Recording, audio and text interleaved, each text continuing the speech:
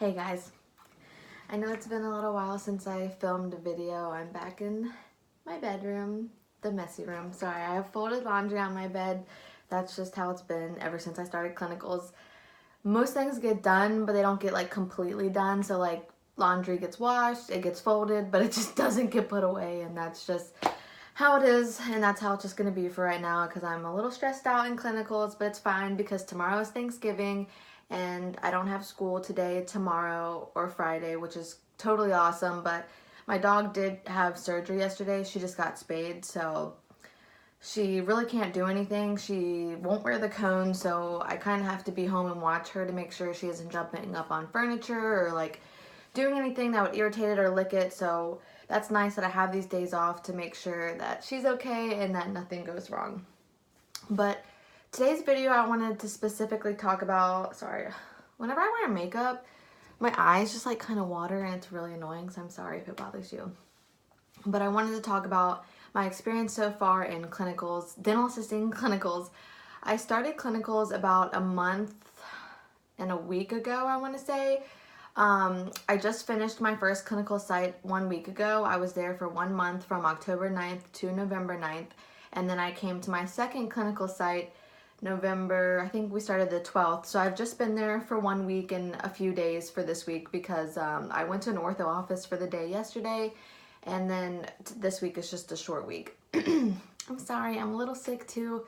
The weather started changing in Florida a little bit. Like, it's not dramatic or anything, like nothing crazy. Like, you always see those pictures on Facebook. It's like it's like Florida's not participating in winter because it's like everyone else is in the 30s and snow, and then there's like the red and yellow on the model, and it's like in the 80s, which is nice. But any like slight change like sets me off on like downward spiral of sickness. So if my voice sounds manly, that's why.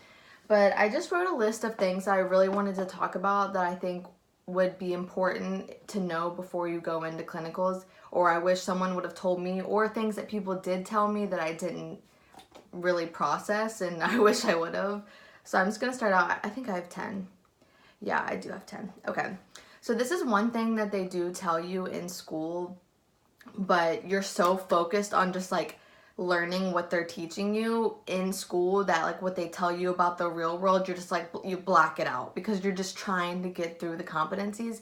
And it's that materials and instruments and procedures are different with every single doctor. And I think the hardest thing for me was the materials. It's you memorize all the materials that you learn in school. You're like, oh, I know what this goes for, what this goes for, what this goes for. When you go out into the real world, each doctor in each office uses different things. Like even doctors in the same office will use different materials because some just prefer certain brands and companies better than others. So like for temporary materials, for your liners, your varnishes, your bases, like everything could be different. And for me, that was confusing because when I was going to set up a table for a procedure, I didn't know what things were until like, I would say about 2 weeks in, I got pretty comfortable with the materials at the office. But at first, it was so frustrating because I would have the wrong thing out. Or like, they'd be like, oh, we don't use that, that's old, like we use this now. And I felt like incompetent and I felt like I annoyed the doctor because I didn't know everything, but that just comes with time. And by the end of your clinical experiences, you will be comfortable with the materials that your offices use. Now, instruments, that's just something you're gonna have to get used to as well because different procedures call for different instruments, and even the same procedure is not the same for every patient, so they'll use different instruments. You will just have to learn that your doctor has tendencies and to watch for those tendencies. Even if it's just like you see them do a movement, you'll know, oh, they need something different. Also, let me think, what else? Materials, instruments, and just procedures in general. Like the doctor that I'm just left on the 9th of November, she mainly only did fillings and crowns. So she didn't do any endo. She did 2 extractions. One patient, it was like 5 teeth being extracted, but she only does simple extractions. Like she doesn't do anything complex at all. So most of my days consisted of not even that many exams, but it included fillings, crown preps, and delivery. So whether it was a crown delivery, a partial delivery, a denture delivery, a night guard delivery, stuff like that. So pretty simple stuff. The place that I'm at right now is different, but I'm gonna make a different video after I leave this place because honestly my experience has been 180. It has been totally different than my last office. So I kind of want to have this to look back on to see the differences, and since I just left like a week and a couple days ago, I wanted to make this while I still remembered everything from that office. Okay, the next thing is, and this is pretty like common, and I would say in the medical field, most dental offices are all females. And with females comes drama. I'm sorry, that's just the way it was. It was the way it was when I was in the military. If there was females, there was drama. And you know, we're chatty Cathys. We talk. Honestly, we do. Don't do it. Don't get involved. Don't say anything. If you hear someone saying something bad about somebody else, especially the doctor, don't say it. Because sometimes they set students up. They will know they're in clinicals. They'll pull them aside. They'll start talking bad about the doctor, and it was all planned. Don't even do it. The dental community, especially where I live, is so small. Like, honestly, it's not a small area, but every dental office like knows everyone. Like every assistant knows every assistant, and every assistant knows every doctor. And all you have to do is say something bad, and you're just a student. So first of all, you have no real experience, like no actual, you haven't been out in the world, not while in school. That's already like kind of a point against you when it comes to finding a job. Second of all, you're a student, you just graduated. This office knows that you have been saying all of these bad things about the other office. So they're going to tell everyone, especially if they didn't like you and they didn't think that you were that great of a, like in the office. So don't do it. Don't even be involved. If you hear them, just walk away or just be like, hey guys, like, I'm just going to go do sterilization. Just be like, just don't even be involved. It's not worth it, and it will jeopardize your future career. The third thing I have is, okay, this makes me sound like a ninny because, and like, I don't know, if I'm doing a good job, I like need to know, not because I need like validation. It's just like, if I'm not doing something right, I want to correct it. I want to improve upon it. If you don't tell me, then I don't know, and I'm constantly worried that I'm like screwing everything up. Doctors will not comfort you. They will not, from what I've experienced. Some doctors, especially if they know you're a student and like you're just volunteering with them, they'll be like, you're doing really well. But like if you're there every day clinical, like they are not gonna pat you on the shoulder. Like they honestly, your feelings are like, they got patience, they got money to make, they got to do, okay? They are not gonna comfort you. And that was really hard for me because I felt constantly at this last place that I was doing everything wrong. Like every day for me, I would wake up and all day, I mean, I was anxiety ridden the whole time I was there because I felt like I was screwing everything up, and the doctor would never tell me like what I was doing wrong or how I could improve. And she's very good at what she does, and she's a very good doctor, and she cares a lot about her patients. But I feel like if you have a student coming to your office, you need to be willing to teach. And I don't mean like sit down at the procedure and tell me step by step how to do things, but after a procedure, just be like, you did good on this, that's good, keep doing what you're doing this correctly. These things you could work on. So like, and towards the end of it, she did do better at telling me that, but honestly, like, this is what I've noticed from most doctors. They're not here to coddle you, which is, I didn't expect that, but they don't get offended if they don't like talk to you or like say you're doing a good job and stuff like that, because I don't think it happens very often. I know some of my like other classmates have had doctors like that, but also a lot of them haven't. So don't worry about it, you know, if they're not telling you that you're doing a good job. Okay, let's see. Okay. During procedures a lot, you think the doctor is mad at you. And it's not necessarily that they're mad at you, they're just mad at the situation. So you start panicking because you see all these facial expressions, you see them starting to fluster, And it's honestly either because of the tooth, like the tooth just can't be saved, or something, you know, something's happening that wasn't supposed to happen, or they did something wrong. All you can do is do your best to be there for them, but they're not mad at you. Like, they're gonna take it out on you, to be honest. Like, I feel like that's what dental assistants are there for. They're there to, like, ease doctors when they're stressed out or flustered, and you have to be on it, but they're not mad at you. So don't take it personally. Like, if there's a tooth and it ends up, like, having way more decay and it can't save it and they need endo, or it needs to be extracted, or like they're doing an extraction and the doctor can't get the tooth out and they're just like freaking out, like, they're not mad at you. Just be there for them and try to anticipate what they need. They're not mad at you. But you have to stay calm, because they don't have to stay calm. They own this shit. They don't have to stay calm. All right. Number 5, especially with my last dentist, this was huge. Know your burrs. It's so annoying, and it's so, there's so many burrs, and when you see them in school, all you want to do is move past it. Don't. Really, honestly, take time to know burrs, because it is so important. My last doctor, she had very specific burrs. Most offices will have pre-made, like, sets of burrs for each procedure. She was very, very strong on burrs. Like, she had papers everywhere that showed you which burrs go and for which procedure. So while you're in school, and even while you're in clinical, take that time. So going out there, you know, like, it's so strange to me, because when I was in school, I didn't know any of this. But if my doctor, like, from what I've learned, if it's a filling, the most common burr that they use first is a 330, and it's just like this long, skinny. They have long and short, or regular and short. They might have a long too. I'm not sure, but it's like a long, and it's just like this. They're so small you can't even tell. But burrs are important, and if your doctor doesn't have the burr that they want during a procedure, you better know which burr to get, because they're already mad that it's not there to begin with.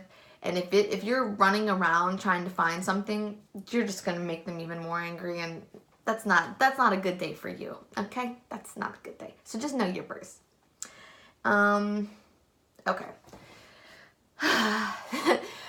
This is something I wish I would have done more of at my last office. I think because I was so hesitant about the fact that I thought that I was doing everything wrong, and that I didn't have confidence in myself, I wish I would have thrown myself into procedures. At the end of the day, I know the steps. And am I perfect? No. But the only way you're going to learn something is to do it. So when it came to crown preps and making temporaries, I wish I would have just done it. If it looked like crap, I'm sorry. I'm here to learn. I'm a student. And they can adjust it and they can fix it. Just do it. Just take those blue bite impressions. Take those alginate impressions. Just do it. Okay? It's, you know, you're going to be upset if you don't do it right, or if you have to take more than one impression, especially if the patient's angry about the alginate impressions. But honestly, that's not, you know, it's important and the patient is important, but do it. Do it every chance you get. Take every opportunity. Don't even hesitate. If the doctor wants you to do something and you know in the back of your mind that you know the steps, just do it. It's the only way you're going to learn. It's the only way you're going to get better. And honestly, in my opinion, it's better to mess up when you're in clinicals than it is to mess up in the real world. To go out into the real world and not know how to make a temporary when you had 2.5 months to make, I mean, I've only made 2 temporaries now, but I could have made like 15, but I was too scared. So just do it. If it's bad, they'll just redo it, and they'll be annoyed. The doctor might be annoyed with you, but you don't have to work there. And you still tried and put in your best effort. That's all that matters, honestly, in my opinion. You know, doctors get mad over sometimes the stupidest things, but most stupid things. But, you know, you're here to learn. And as long as you try your best every day, that's like, honestly, that's all people should really ask of you. Okay, another thing. This is very important also in finding a job. Because if, say you're at a clinical site you do like, get to know your patients and talk to them. Okay? I don't think there's anything better than having a patient walk to the front desk or walk to your doctor and be like, that assistant is great. I love her. Those patients are what keep your office in business. And if you have patients going up to your doctor and complimenting, saying, oh my gosh, she was just lovely, she was great, like that triggers your doctor into saying, oh, these patients really like her, maybe I should keep her. And honestly, to have a job opportunity at a place you did clinicals at, you already know the office, you already know the procedures there, you know what your doctor likes. That's a really great thing. So get to know your patients, talk to them, ask them about their families, what they're doing. If it's the holidays, what are you doing for the holidays? Like, get to know them, because a lot of them, especially like crown preps and stuff, you'll see them again because they'll get their crown prep, then they'll get their crown delivery. So just talk to people. That's really important, and that makes you valuable to the office. All right. Ask questions after the procedure. Do not ask questions during the procedure. If your doctor wants to talk during the procedure to tell you something and to teach you, that's one thing, but don't ask questions, because a lot of times they don't want patients to know certain things, and it could just be like not to scare them, because a lot of patients are nervous. So wait till afterwards and ask the doctor. Don't do it during the procedure. If you had a question why they did something, ask afterwards. If not, they might get upset, and don't, it's, you know, once again, let's not piss off the doctor. That's the main goal of the whole day. Don't piss off the doctor. All right, let's see. Number 9. This is another thing to do if you really like your office and you want to try to get a job there, or if you want a good recommendation, help others out. Okay, if people are running behind and they need their rooms cleaned, they need their rooms flipped, sterilization needs to be caught up, like at the office I'm at now, they have a tech, but still, help out. Clean, flip people's rooms for them, reset them up, get trays ready for them. At the end of the day, take all the trash out, go into the rooms, get the trash, clean everything. Make yourself look valuable. Helping others out, they love that. If they have to do less because you're there hustling, they're gonna be like, oh, I like that girl. She helps me. Like, she does good work. She's not lazy. That's so important. Because if the employee is like you, they can go to the doctor and be like, look, this girl works really hard. And that's a good recommendation from someone that works in the office. Or if they're not hiring there, they can be like, look, this girl, she did this, this, and this for us. That looks good. And that'll help you out to get a job. All right, this is the last tip that I have. And I mean, I don't know how good I'm at this, because I don't think I left the last place the best. I mean, I think I left well, like on good terms, but I'm a very nervous person, and I don't think that they would hire me, to be honest. But that's okay. Honestly, I don't think it was the best place for me, but it was a learning experience, and I think it was good to learn that aspect of, not necessarily being comfortable, which is good, because I feel like you learn a lot when you're not comfortable. So leave the office on the best terms possible. Like I said, this is a very small, like all the offices in your area will probably know each other, and assistants have probably bopped around before to other offices. So leave on good terms. Always leave on good terms. Like I said, don't get in the drama, but like when you leave, make sure you say goodbye to everyone. Talk to everyone, be thankful. Say thank you so much for this opportunity. I learned so much. Like, if you ever need help, call me, please. Like, I will be more than glad to help you. Leave on good terms, okay? That is so important. They can recommend you to someone else. I can't stress. And honestly, you're not gonna like every office that you go to. And that's okay. Still leave on good terms. Even if you don't want to work there, leave on good terms, because they might know someone, or someone might be like, hey, you had the student here for clinicals. How were they? And if they are like trash, you don't want that. You want to have a good recommendation. So I really hope this video helped you guys. These are just things I wish, I would have paid more attention to, or someone would have told me. And I hope it helped you a lot. And if you have any questions, you can leave them down below. I'm at my second clinical site right now, and I'll probably make another video after that, because like I said, this is a very different experience for me, and I'll probably have a lot more new information. But I just want to say thank you for watching, and I will talk to you guys soon. Bye.